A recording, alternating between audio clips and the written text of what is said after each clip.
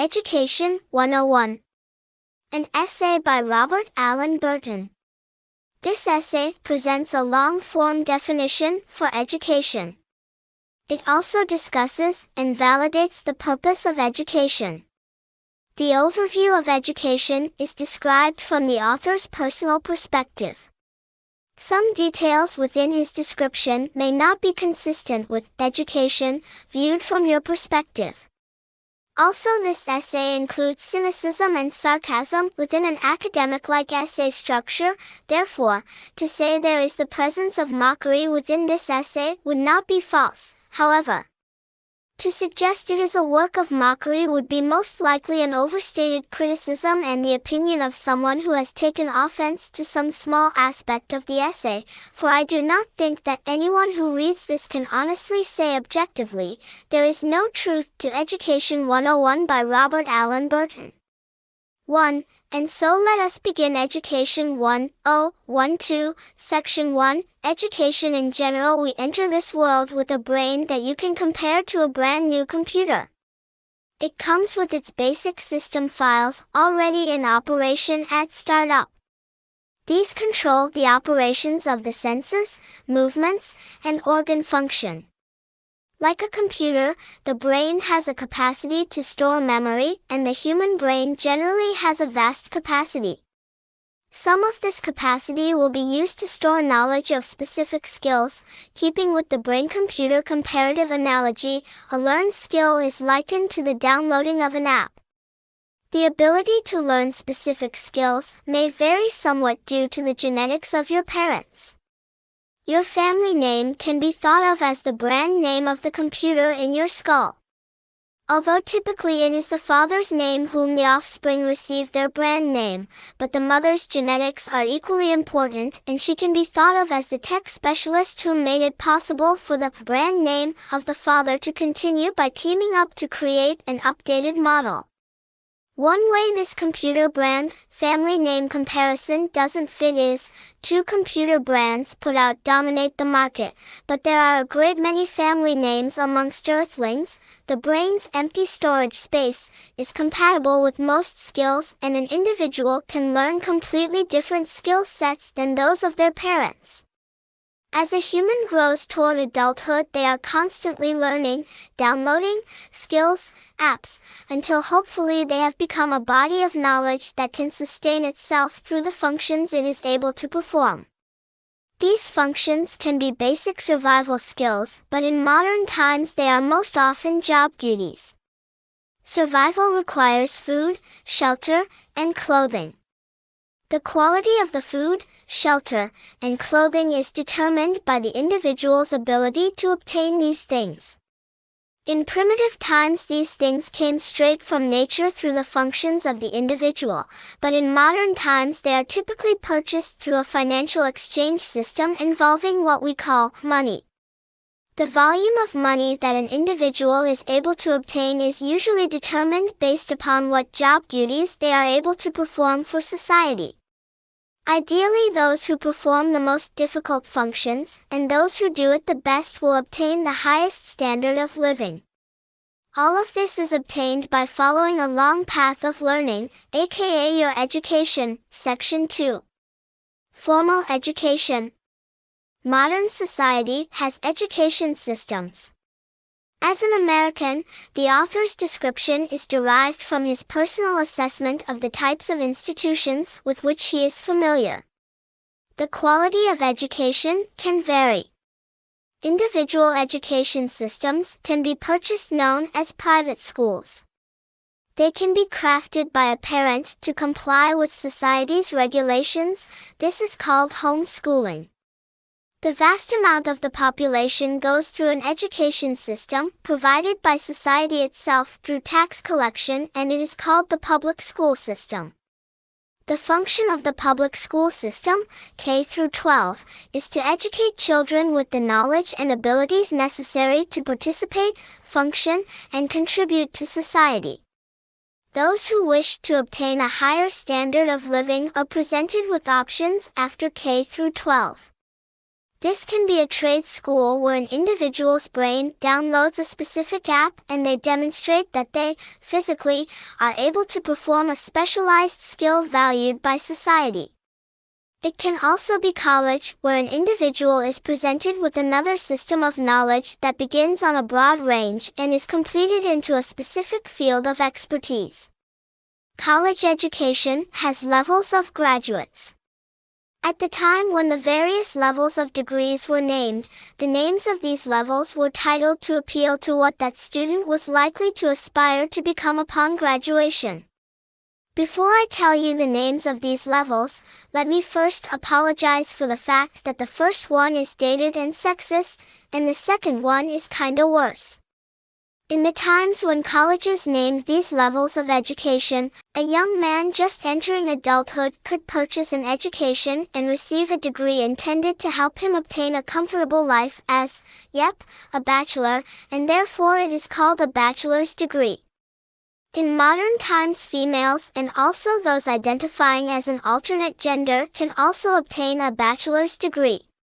With a bachelor's degree in hand, and some years of adulthood experience in life, that young person might well have new aspirations. They may very well wish to obtain dominion over lands and people, therefore they are presented with an option to continue their education and obtain a degree that may help make that possible. Therefore this degree is known as a master's degree, so a master they may become. After obtaining a master's degree, and with more years of adulthood behind them, they will eventually realize that there are individuals to whom even they must defer, the doctor. Therefore they can obtain for themselves an education to become on that level, and it is called a doctorate degree. This degree can be in the medical field or otherwise. Yet the title of medical doctor is given its own special abbreviation because it's intended to provide that doctor with the knowledge to perform duties related directly to survival. A doctor applies knowledge toward the health and longevity of the human body itself. It seems only natural that this knowledge is something that every human being values to some degree, and many will reach a point, or even multiple points, in their life when they would give everything that they have for this knowledge when glimpsing the peril of the death for them or a loved one. Section 3.0. In formal education, the human mind, as stated earlier, is constantly taking in information and storing it in memory. Learning is occurring constantly both in and out of school. How well and how clearly an individual is able to take in that information depends upon their ability to focus. In order to focus, the individual must have some level of interest. In order to have interest, they must desire the information or else be entertained by the source from which they are learning. Yet not everything that a human is storing in their memory qualifies as education, and some of it can be detractive from the ability to focus on things that they could be learning. So, some things entertaining are distractions from that which would help them contribute to society and improve the quality of life that they are able to provide for themselves and others. Therefore, unlike formal education, which is structured to prevent these focus-detracting elements, informal education often requires the individual to make wise decisions in regards to what they are storing within their brain. The field of entertainment intersects with education in that it can be incorporated within education, formal or informal, to increase one's ability to focus. Likewise, entertainment can pull focus away from what could be learned. 3.1 Side tangent: entertainment. Entertainment is valued by society as a commodity, and time spent being entertained is valued as recreation. So, the profession of entertainer is part of society, but the rank of that person in society and the quality of life they are able to obtain from that profession varies from the heights of wealth and riches clear down to those living homeless. Those who do it well are regarded as an artist by those who enjoy their work. This is determined not only by how entertaining the person is able to be, but also the type of entertainment they produce. To be regarded as an artist by some does not necessarily mean they will obtain a high standard of living.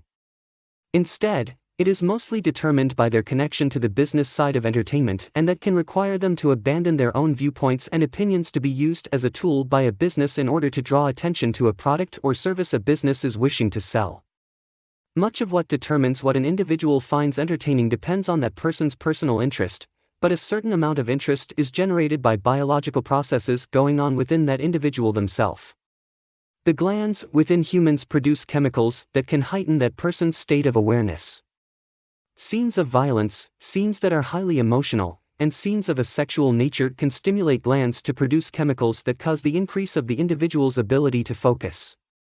Therefore, these elements are often included in books, movies, sports, etc., to increase its appeal and the amount of attention it will receive. But these elements, especially violence, become present in entertainment directed early on in human development. Children begin seeing scenes of violence within cartoons and games directed toward their age bracket. With each passing year, they unwittingly follow a program director's passage toward the next show, movie, or game directed toward their age group. And with each childhood age bracket, the presence of violence escalates. Eventually they become teenagers, already accustomed to graphic violence, and now they are in an age bracket where a certain amount of sexuality is allowed in the entertainment directed toward them. In most cases, they have likely already been exposed because they are often lacking supervision and guidance in what entertainment they consume. As a tolerance to violence develops, it takes more fear and violence to release the adrenaline they unconsciously seek like a drug. But their sexual development has now begun, and it will increase the desire toward entertainment of a sexual nature. Their tolerance toward violence, coupled with the growing desire for sexual content, leads toward a dangerous mixture of mature products of entertainment. Very often before adulthood, they reach a point when art is no longer present in what they consume as entertainment. The age at which that happens is decreasing all the time as the volume of sex and violence increases in the entertainment being sold. Entertainment that is purely sexual in content is called pornography. Pornography is rarely regarded as an art form, and its performers are not viewed as highly esteemed members of society. Yet pornography, on the business level, is quite lucrative. Lucrative to a relatively low number of entertainers, but lucrative to a much higher number of those who work on the business end. Distinguished businesspeople and firms often disguise their investments under separate corporate names than the ones with which their identity is publicly known. Pornography is not the only form of entertainment void of artistic merit and which presents a singular element that triggers human glands. Ultimate fighting, MMA, and other names are given to a sport, which the author of this essay refers to as human cockfighting. This so-called sport is comprised almost exclusively of one element: violence. It too is very gland-connected, and it is growing in popularity globally. Younger and younger viewers are arriving at it as they have followed a program director's path that arrives, ultimately, here. These human cockfights do not meet with the moral condemnation or the same level of restriction as porn. Pornography viewed privately is sometimes considered to be evidence of immorality and corruption. Perhaps in some cases it may be, but the pure violence is presented live as public events and sent out onto screens where all ages gather.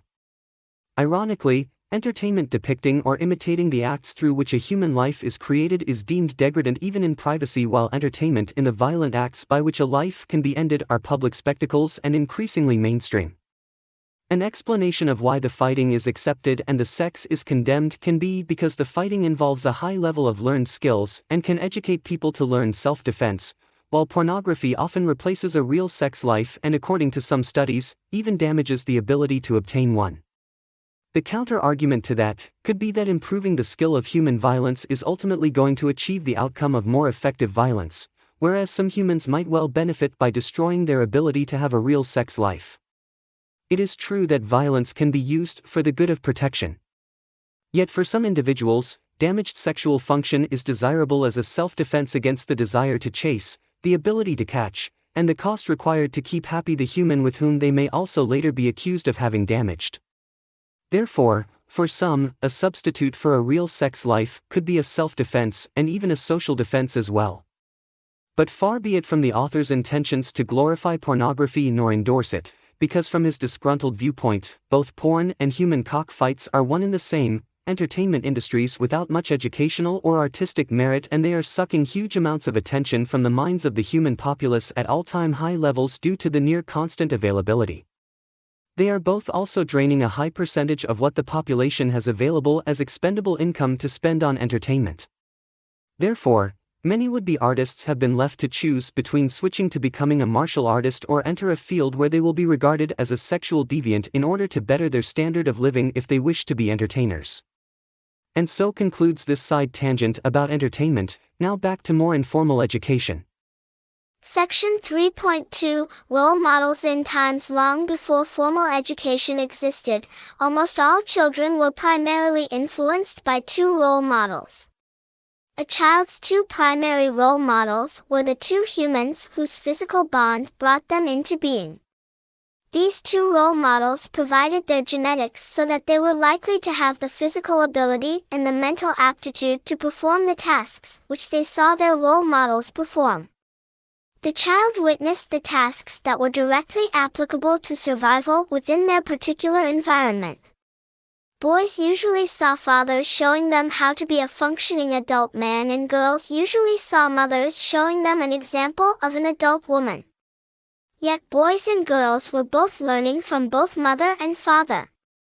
From these two role models, children learned how to become like the role model of their own gender and also know what attributes were most valuable in terms of a mate.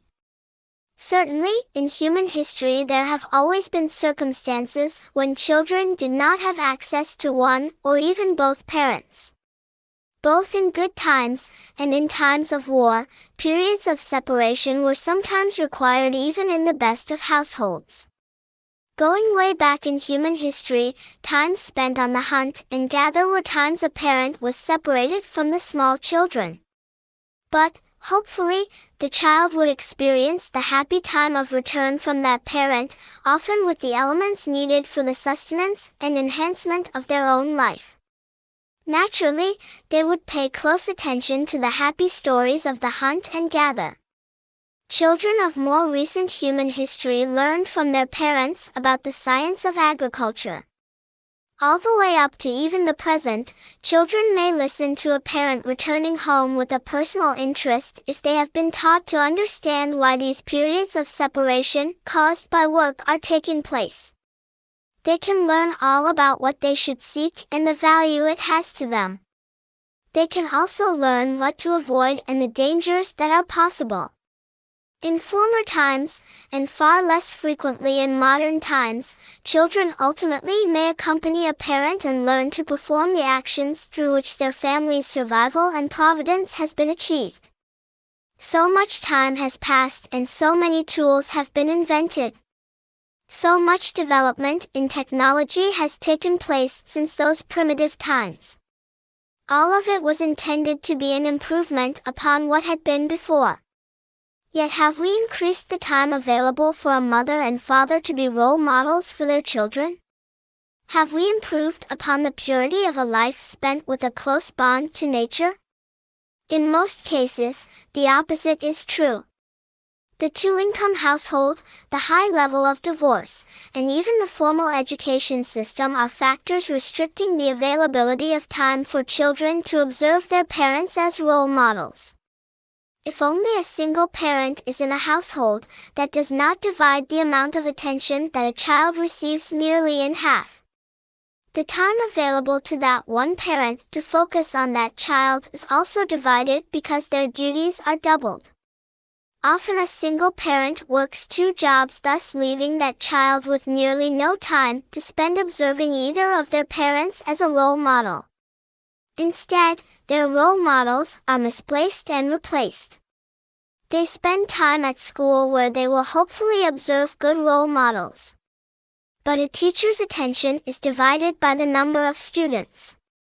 The teachers lack the personal bond of love for the child that the parents, ideally, possess. So the teacher, even the most excellent, is handicapped against providing what a good parent provides. When present at school, not only are they absent from the role models most directly connected to their personal genetics and environment, they are absent from the two people most likely to have the greatest concern for their happiness and well-being. Simply put, they are quite often absent from being loved. But the interaction with other students certainly holds value and can provide a lot of fun experiences for a child. Ultimately, whether or not school is a positive experience is determined by whether or not that child does well in the opportunities for competition school presents. There is competition in the academics, there is competition in games, there is competition for the limited attention the teacher is able to give, and most especially there is competition for popularity. So at school, there are winners, but some also lose. Sure, there were losers in hunter-gathering times, and those losers lost their life. But with just a tiny % of the human progress we have achieved, we could have limited that number to but a few. Instead, have we decreased the number of children who are deemed losers? The modern price of the losing is usually not the loss of life. Instead, they experience the misery of being a loser. No child is deemed a loser by the author of this essay, but who can deny many children are deemed as such by their peers, and most sadly of all things, themselves.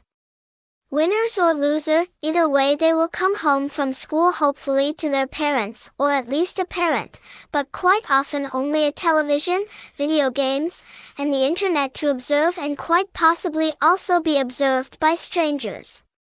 The author is not trying to be a doomsday, no hope, all is lost, downer. Certainly, there is still a lot of love in the world, and that love can come from people other than parents. But now, like no other time in human history, we have children left to themselves. Who can argue that this is not a problem worth addressing? Some are not only denied role models, but denied of the knowledge that they should spend some of this time alone towards self-education in the hope that they can begin on a path toward bettering their life as an adult. Now, I am going to say something controversial. There is a danger in the formal education system for children who become knowledgeable through additional self-education. Yes, knowledge, 100% pure factual, undeniable knowledge, can be a burden for a child in their formal education. If a child, or young adult, knows more than a teacher, and even worse, if a child, or young adult, is more skilled than their teacher in a course of study, God save that poor child, or young adult, from the biased mistreatment that child, or young adult, is likely to receive from that teacher. Section 3.3, Self-Education, the personal path from a personal narrative, that of the author himself. Robert Allen Burton had the benefit of some role models, a good neighborhood, a good extended family, and a safe public school system, so he was fortunate. Yet he was the child of a single mother who often worked 2 jobs. Therefore he had alone time and the lack of role model presence as well. This good background, bad circumstance, combination brought about the perfect storm of factors through which self-education could be taken to new levels by a deep and constant thinker such as he. He saw enough good examples in his mother, his extended family, and his community that he knew enough to wish to learn to seek the knowledge on how to become a great man. He read a book series called Encyclopedia Brown, and it became his model of how he would self-educate. Yet the availability of knowledge itself was limited. If the internet existed to any degree, he was not aware of it. A set of encyclopedias was expensive, and you couldn't check them out from the library. His family didn't have a set in their household, but somehow they had the letter C encyclopedia, so he read it. He also favored documentaries over anything else on television. Dinosaurs, the space program, the history of warfare, health and longevity, the history of civilization, and sources of energy were among the subjects he found most interesting. Although encyclopedias couldn't be checked out, he did find some books on these subjects at his local library, although it was small and limited. He will never know if the internet would have improved his childhood learning or detracted from it. He had the television instead. Some of his role models were unrealistic, guys like Michael Jordan and Hulk Hogan. They gave him high aspirations, yet his genetics are not the type suited for dunks from the foul line or for body-slamming giants. But also recognized some great examples on television of how to perform tasks you would like to think he'd already demonstrated that he's more than capable of doing. He consumed storylines and the jokes of comedians and slowly began to structure his own. Often, he could surprise somebody saying the next line in a movie he'd never seen. He found sitcom punchlines were especially predictable. He thought one up once and told his granny and granddad who were watching him that day, "Money can't buy happiness, but it's a darn good down payment." Some time later it did appear on a sitcom, the guy who said it was a black comedian named Flip Wilson. After high school, he went off to college. For him, college was very much a self-education experience. He got a phone call from Glenville State College who said they may have a scholarship available to him in English. He was thinking more along the lines of art or music, but dang, a scholarship. Well, with English he thought perhaps he could try to become a writer instead. He began the process of enrolling. He asked about the scholarship at some point during enrollment, but they said that would be discussed with his English department head at some point. So instead, he got a federal loan, ironically referred to as financial aid. When he talked to the head of the English department, a lady of about 45, he found out they did not have a scholarship for him, adding, "You would know before now if they did." But there was good news also in that one-on-one meeting with the head of the English department. She was also going to be the teacher of one of his courses first semester. Not only that, but the small college it was, she was going to be the teacher of many of his future classes if he were to follow it to its end, his bachelor's degree. So, he would have an opportunity to gain her good graces right off the bat. His very first assignment was a project which would give him an opportunity to demonstrate to his department head whether or not he had the potential to become a writer. The assignment was to imagine he was going to space alone for a year. What 3 items would he take which wouldn't add up to more than 50 pounds? They were each assigned a student who would read their creation and give us a grade. The teacher herself would also read it and give a grade. The final grade would be the average between the two. The student to whom he was partnered was someone he could relate. He wore glasses, had some acne, unkempt hair, and an oversized army surplus jacket. School shootings weren't really a thing back then, so his type was yet to become well known through the tragedy magnifying media. But the author understood well enough that the guy was just an isolated human and he could relate to him. He assumed that the point of assigning a single student who would give half of their grade was to see how well they could adapt their writing toward a target audience, and how smart he might add, being as modern journalism and fiction alike are quite likely to require a writer to have that sort of flexibility. So, he was going to construct a trail of words from his heart and soul that would reach into the heart and soul of his target reader and quite possibly be the very first person to let him know he'd been seen. He would touch student he'd been assigned to write toward touch his heart by letting him know a story had been written for his personal enjoyment above all else. You better believe the author of this essay took that assignment seriously. In the end it was really good, in the rewrite it was perfection. All of his enjoyment of Ray Bradbury theater, Twilight Zone, Alfred Hitchcock, Tales from the Crypt and stacks of horror comics had given him the knowledge of the style of narrative, the format and structure, and the twist on the end necessary to write a masterpiece in the genre of short story horror suspense. So, he wrote the tale of the lowest-ranking astronaut in American history who volunteered for the mission nobody else would have ever wanted. He volunteered to be alone in space for a year out of disgust for his cheating wife, his spoiled brat teenage son, and the little house dog that barked at him viciously any time he went into the same room as either of them. What 3 items did he take into space? Why, their heads, of course. Or at least he was going to, had it not been for his son's braces setting off the metal detector just before boarding the shuttle. His partner gave it the highest grade possible, 100%. With the enthusiastic comment, "Son of Satan wins in the end." But his teacher, his department head, the gatekeeper of his education gave it an F, a 20%. Low enough to take it down to lowest possible, D-, 60%. After the effort he'd put into this writing, he couldn't resist staying behind after class to confront her directly about the grade she had given him.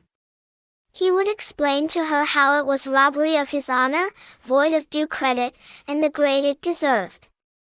It was clear she didn't want this discussion to happen, and she was determined to end it quickly. No, she wasn't scared. He was more heartbroken and on the verge of crying than he was appearing as if he might become violent. All the smart words he thought he was going to use bottlenecked into his tear-choking back throat and came out in a single short sentence spoke quickly and quietly. It was written for him, he explained. She on the other hand was domineering and aggressive, and she made it clear she had no pity or mercy for he or him.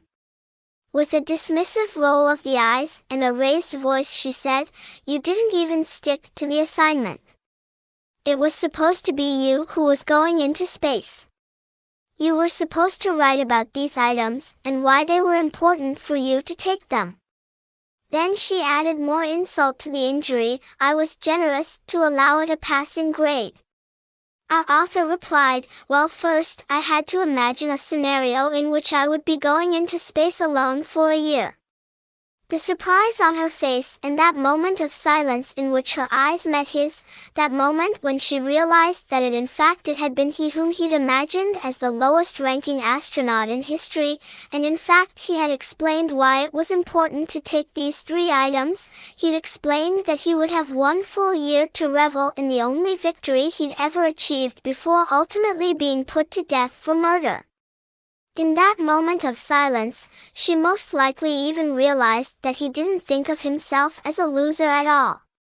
Yet he had nonetheless portrayed himself as one in order to convey a message to someone who actually did think of theirself as a loser.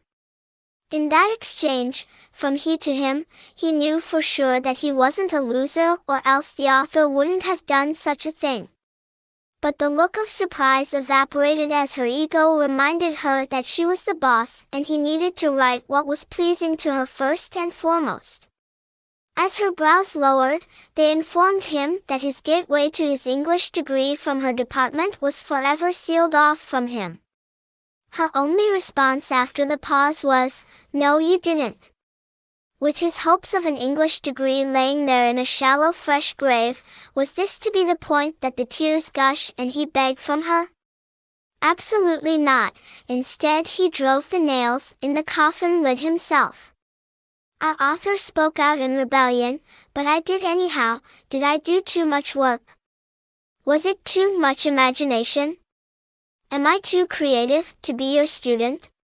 He said these venom-filled words from his fast-beating heart, knowing it was the truth, and it reached into her heart, and gave it an F. The grader got graded with the grade that her grading deserved. Our heroic author is a kinder, gentler person as an adult. So he these words in defense for her which I will now speak. It was expecting a heck of a lot from her to see potential as a writer in the punk with the Iron Maiden t-shirt and mullet whom he was on that day. Since this is education, not mere entertainment, I will divulge to you a low-key element of craftsmanship, a mark of wordsmithery which you may have overlooked otherwise. Take note of the fact that Iron Maiden was mentioned in the final sentence of this paragraph. You will see in the next paragraph why I tell you this now, and it will demonstrate to you the high-soaring overview he maintains while leading his readers forward, down deep in the trenches of realism, fighting for the exact word to generate the precise comprehension of both intended meaning and intended attitude. More simply stated, you will see how well these two paragraphs are hinged together. Well, visual art, had more appeal to him as a course of study anyhow. Although he felt his potential to be a writer was greater, drawing and painting appealed to him more in terms of being enjoyable activities. He didn't have a real art course first semester, but he had art appreciation class. The whole freshman class had this as a required course. Even way back then he knew what was really going on in this class. They weren't teaching how to appreciate art. He already appreciated the heck out of art in the form of television, movies, comic books, and most especially heavy metal music. What they were really teaching was what kind of art college-educated people must appreciate, or at least pretend to, in order to join the ranks of the educated. The professor stood proudly behind a glass podium. There was long flex-necked microphone bent aiming at his mouth. His right hand held a book on his palm, his fingertips were bent away from it. This gave an appearance that it must be as light as a feather, almost able to float magically. He held it far from his face with the pages facing more upward than toward his eyes. His other hand also lifted into the air as he read a passage from the book and his voice sang it out with passion. The intended visual effect seemed to be suggesting that God might too be reading the book from heaven and their professor was the chosen vestige which would give God a worthy human voice. He wasn't quite achieving all that, but he was doing darn well and he sure appreciated the attempt and the effort he was giving it. Water, water. Everywhere. And all the boards did shrink. Water. Water. Everywhere. Nor any drop to drink. He then returned to the posture of a mere mortal. The book closed and presumably heaven above did as well. The left arm dropped to his side as he sat the book on the podium before him looking for a moment drained from the experience. He straightened the microphone and leaned toward it. With his mouth so close to the microphone that his breath could be heard, he said in a low deep voice, "He will give an A for the entire semester." To any student who can tell he the title of the work from which he just read, his face turned sideward to the right as his left index finger lifted, clearly indicating that there was an additional measure of difficulty about to be added. This was, after all, a single straight-shot instant A in a college course. He continued, "And also, tell he the full name of the author, all three names." He raised his hand and his eyes shot toward he. He blinked in disbelief at the unlikely appearance of he did not think the word, student, he couldn't but help think the words, white trash, as he looked toward he. As if he'd been rudely interrupted, he shot his hand out with a backhand slap motion in his direction. He felt he should stand, but instead he answered from his seat, the rhyme of the Ancient Mariner by Samuel Taylor Coleridge. He spoke with too much enthusiasm and excitement than was suitable for his self-image. He lost any illusion of being hard-edged when he sounded like an excited game show contestant. And not a cool and calm Jeopardy contestant, more Wheel of Fortune level behavior. But yet he was suppressing much more excitement because he had just earned an A in a college course on his very first day in this class. Unfortunately for this shocked professor, he'd messed up his whole segment about how a tidbit of knowledge, a single literary passage, can establish all the proof needed that a person is educated in the fine arts. He jerked around his shoulders, stretched his neck, straightened his mic, and then begrudgingly said, "Very good," dismissively. Then he had to go off script in order to continue his first day's lesson before this freshman class. This professor did not know that the literary work, Rime of the Ancient Mariner, had been adapted into song by the British metal group, Finish the Sentence and Paragraph class, Iron Maiden. And no, that professor did not follow through with his promise of an A. The author of this essay saw undeniable evidence of bias in the grading during his college experience. It is hard for someone without much money to succeed in college, and this difficulty is increased if they lack close connection to college-educated role models. Yet they might also overcome these obstacles if they are very determined or willing to prove they will bend to the will of their professors. But to go into college poor, not at all looking as if you wish to be accepted by your professors, already fully feeling as if you are good in the field which the professor is there to teach, and for your style and genre to differ from that of your college professors, and to feel that if that professor was to try and compete with you within the genre of your liking you would wind up embarrassing that professor, well, that is quite likely too much ego to ask for them to accept. Needless to say, our author did not get very far in college. He does not feel that it is a matter of fault, not the college, any professors, although he does acknowledge that were actions committed that were unfair, or his own. He honestly does not feel that the timing was right for him to learn from his courses. Had he went to college straight from 6th grade somehow, we have reason to think things would have been just fine. Boy, that degree sure may have helped him. I don't think the author of this essay is a bitter person. I just think he likes to carry around a bag of chips on his shoulder. But when he is expected to defer to someone regarding knowledge purely over a college degree, well then, they have a problem. He feels well within his rights, and even a sense of responsibility to be honest, and not pretend to know less or believe differently than he does. His self-education continues to this very day. And the apps in his brain are constantly updated with new knowledge. He feels he has enough skills in various fields to produce high-quality art, help construct a mansion, help maintain a building, repair machinery, edit an amazing video, etc., etc., etc.